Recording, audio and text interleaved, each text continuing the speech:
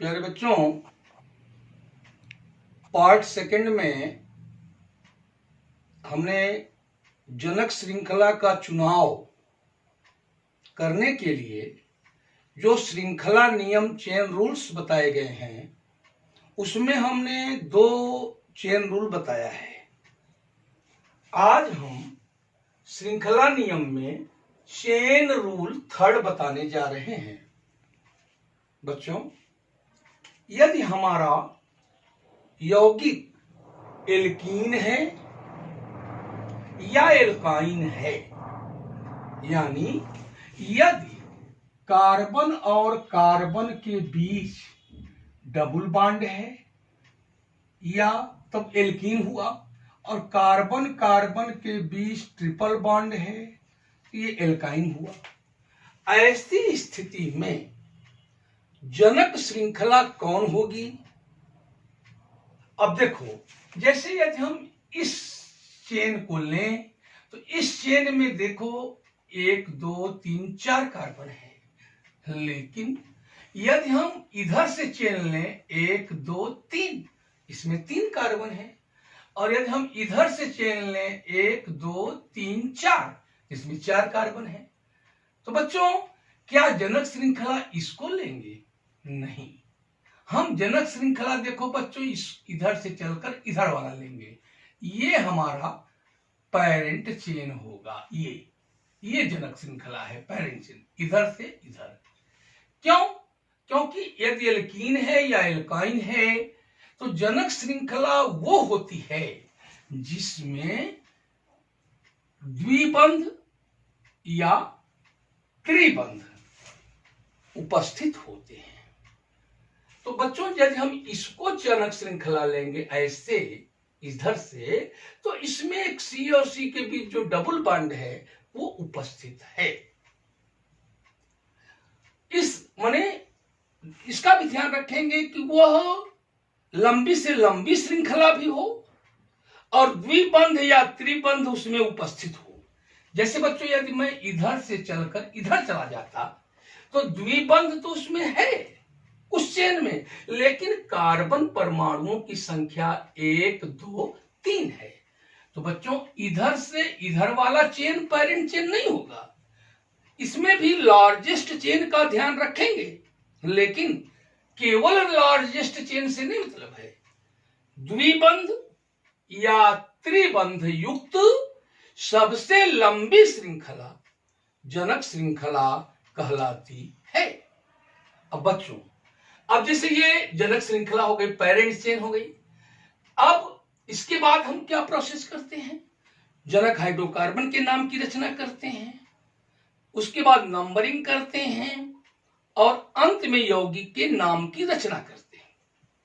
बच्चों, जैसे मान लो इसी में यदि हम बात करें, नंबरिंग करने की बात करें, तो नंबरिंग बच्चों इधर से करेंगे।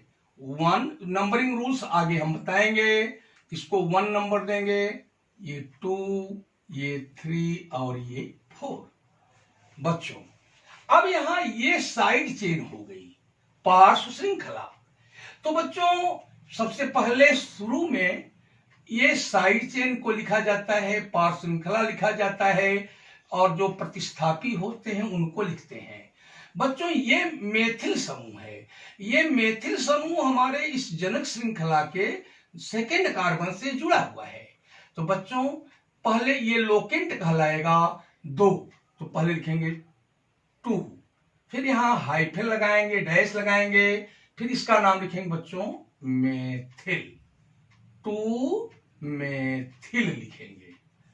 अब बच्चों, बीच में जनक हाइड्रोकार्बन का नाम लिखेंगे और उसके बाद श्रेणी का अनुलग्न लिखेंगे। बच्चों, इस जनक श्रृंखला में 1 2 3 4 कार्बन है। तो ऐसी स्थिति में 4 कार्बन वाला एल्केन होता है ब्यूटेन। तो चूंकि ये एल्केन नहीं है, ये एल्कीन है, तो 4 कार्बन वाली एल्कीन ब्यूटीन। तो ब्यूटीन तो हुआ, लेकिन इसमें ये बच्चों जो डबल बॉन्ड है ये फर्स्ट कार्बन से जुड़ा हुआ है। जुड़ने को तो सेकंड से भी जुड़ा है, लेकिन कम वाला मानते हैं, तो बच्चों यहां लिखेंगे ब्यूट, ये वन हाइफन लगाएंगे, वन लिखेंगे, ब्यूट वन इन। बच्चों ये IUPAC नाम है इस ऑर्गेनिक कंपाउंड का। अब आइए बच्चों, ये एल्कीन के बारे में था, अब आइए एल्काइन के बारे में देखें। अब बच्चों यदि हम इस सीधे सीधे चेन लेते हैं तो इसमें बच्चों ट्रिपल बॉन्ड नहीं आ रहा है, कार्बन इसमें 1 2 3 4 5 6 है। तो बच्चों यदि हम इधर से करके इधर जाते हैं तो इसमें ट्रिपल बॉन्ड तो आता है, लेकिन इसमें कार्बन 1 2 3 4 5 ही आता है। अब बच्चों यदि हम इधर से लेकर के इधर चले जाएं तो इसमें देखिए कार्बन 1 2 3 4 5 6 आता है। तो द लार्जेस्ट चेन, ये लार्जेस्ट चेन भी हुई और इस चेन में ट्रिपल बॉन्ड भी स्थित है। तो बच्चों ये देखो जो मैं ये रेखांकित कर रहा हूं, यही हमारी क्या है, पैरेंट चेन। अब बच्चों नंबरिंग तो नंबरिंग रूल से करते हैं, उसमें जैसे ये ट्रिपल बॉन्ड है ये क्रियात्मक समूह माना जाता है, डबल बॉन्ड को भी क्रियात्मक समूह मानते हैं। नंबरिंग बच्चों यहां से करेंगे, 1 नंबर इसको देंगे, 1 2 3 4 5 6। अब बच्चों ये हमारी पेरेंट चेन है, जनक श्रृंखला है, तो ये क्या हो गई, साइड चेन। बच्चों इसको यदि इकट्ठा करते हैं, कार्बन 2 है तो C2 हो गया, हाइड्रोजन 3 और 2 5 है तो H5 हो गया। बच्चों इसका नाम है एथिल समूह। तो ये हमारा एथिल समूह पार्श्व श्रृंखला है, साइड चेन है। ये हमारे जनक श्रृंखला के तीसरे कार्बन से जुड़ा है, तो सबसे पहले इसी का नाम लिखेंगे, लेकिन उसके पहले लोकेंट लिखेंगे। लोकेंट माने स्थान निर्धारण अंक। तो यहां स्थान निर्धारण अंक 3 है, तो बच्चों पहले 3 लिखेंगे, फिर हाइफन लगाएंगे, फिर 3 के बाद एथिल, 3 एथिल। अब बच्चों हमारे इस जनक श्रृंखला में 6 कार्बन है, तो 6 कार्बन को हेक्स कहते हैं, तो यहां हेक्स लिख दिए, हेक्स। बच्चों ये एल्काइन है, क्या है, एल्काइन, क्योंकि ट्रिपल बॉन्ड है तो इसका अनुलग्न आइन है, और ये फर्स्ट कार्बन से ये ट्रिपल बॉन्ड जुड़ा है, तो हेक्स 1, ये 1 लिखेंगे, उसके बाद आइन। बच्चों ये है हमारे इस ऑर्गेनिक कंपाउंड का IUPAC नाम। अब हम बच्चों चेन रूल 4 बताने जा रहे हैं। चेन रूल 4, चौथा श्रृंखला नियम क्या है। बच्चों मेरे प्यारे बच्चों, कभी कभी क्या होता है कि संरचना सूत्र में, यानी जो स्ट्रक्चरल फार्मूला दिया रहता है, उसमें डबल बॉन्ड भी होता है कार्बन कार्बन के बीच, और ट्रिपल बॉन्ड भी होता है। ऐसी स्थिति में जैसे डबल बॉन्ड भी है, ट्रिपल बॉन्ड भी है। जैसे बच्चों ये देखो, CH3 CH2 single bond C, double bond यहां हो गया CH2, यहां हो गया single bond C, triple bond CH। अब देखो बच्चों इसमें यहां क्या है, यदि लार्जेस्ट चेन की बात करें, सबसे लंबी श्रृंखला की बात करें, तो सबसे लंबी श्रृंखला तो ये दिखाई दे रही है, ये वाली। लेकिन इसमें देखिए 1 2 3 4 5 कार्बन है, लेकिन इस श्रृंखला में बच्चों ट्रिपल बॉन्ड तो आया, लेकिन डबल बॉन्ड नहीं आया। तो चेन रूल कहता है 4 कि जब संरचना सूत्र में C डबल बॉन्ड C रहे, C ट्रिपल बॉन्ड C रहे, तो ऐसी स्थिति में जनक श्रृंखला वो होती है जिसमें C डबल बॉन्ड C भी रहे और C ट्रिपल बॉन्ड C भी रहे। तो अब बच्चों ऐसी स्थिति में हम ये वाली जो श्रृंखला है, ये जो चेन है, ये चेन हमारी जनक श्रृंखला पेरेंट चेन होगी। अब बच्चों जब ये हमारा पेरेंट चेन हो गया, तो ये हमारा हो गया साइड चेन। अब बच्चों नंबरिंग करने के लिए अब यहां देखें तो यहां पर भी कार्बन के बाद डबल बॉन्ड और यहां देखें तो कार्बन के बाद ट्रिपल बॉन्ड। नंबरिंग यदि यहां से करें कि यहां से करें, इसके लिए आगे हम बताएंगे कि नंबरिंग रूल्स के मुताबिक द्विबंध यदि जिधर से नजदीक हो डबल बॉन्ड उधर से नंबरिंग कीजिए, क्योंकि ये दोनों सिरों पर यहां डबल बॉन्ड यहां ट्रिपल बॉन्ड है, क्योंकि डबल बॉन्ड को बच्चों सीनियर मानते हैं, सीनियर ग्रुप ट्रिपल बॉन्ड की अपेक्षा।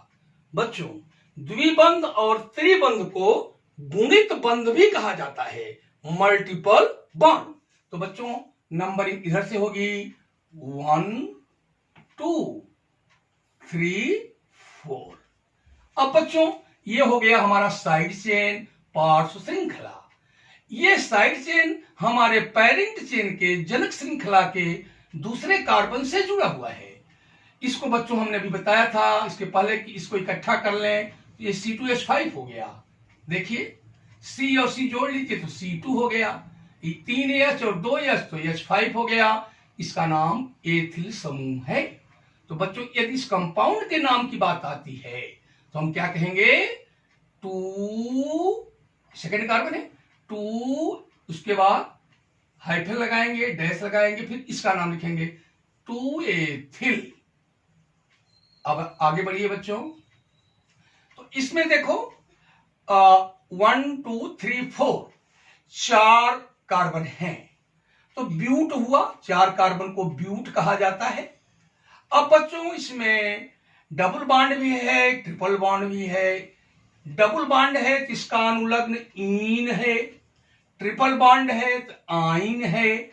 तो बच्चों इसका भी ध्यान रखना है, अंग्रेजी वर्णमाला में ई पहले आता है, वाई बाद में आता है, तो पहले ईन लिखा जाएगा और बाद में आइन। तो बच्चों ये ईन जो डबल बॉन्ड फर्स्ट कार्बन पे है तो इसको लोकेंट है फर्स्ट 1 ब्यूट 1, फिर हाइफन, बच्चों पहले ईन लिखेंगे ब्यूट 1 ईन। अब ये ट्रिपल बॉन्ड बच्चों थर्ड कार्बन से जुड़ा है, जुड़ने को तो फोर्थ कार्बन से भी जुड़ा है, लेकिन कम वाला लिया जाएगा तो 3, तो इसके बाद हाइफन 3। अब बच्चों ये ट्रिपल बॉन्ड है, एल्काइन है, उसका अनुलग्न आइन है तो आइन। बच्चों इस कंपाउंड का नाम क्या हो गया, 2 एथिल यहां लिख दिया, बीच में ब्यूट लिख दिया, क्यों 1 2 3 4 4 कार्बन को ब्यूट कहेंगे। अब इसके बाद बच्चों नंबरिंग इधर से किए ही है, तो इधर इसको ये डबल बॉन्ड फर्स्ट कार्बन से जुड़ा है और ये एल्कीन का अनुलग्न ईन, ये ट्रिपल बॉन्ड एल्काइन अनुलग्न आइन।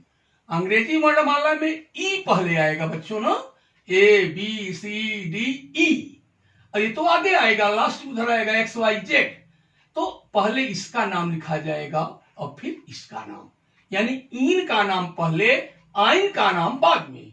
तो बच्चों यहां ब्यूट लिखा, ये लोकेंट इसका लिखा 1, क्योंकि डबल बॉन्ड फर्स्ट कार्बन पर है, 1 ईन लिखा, हाइफन इधर दोनों साइड में लगेगा।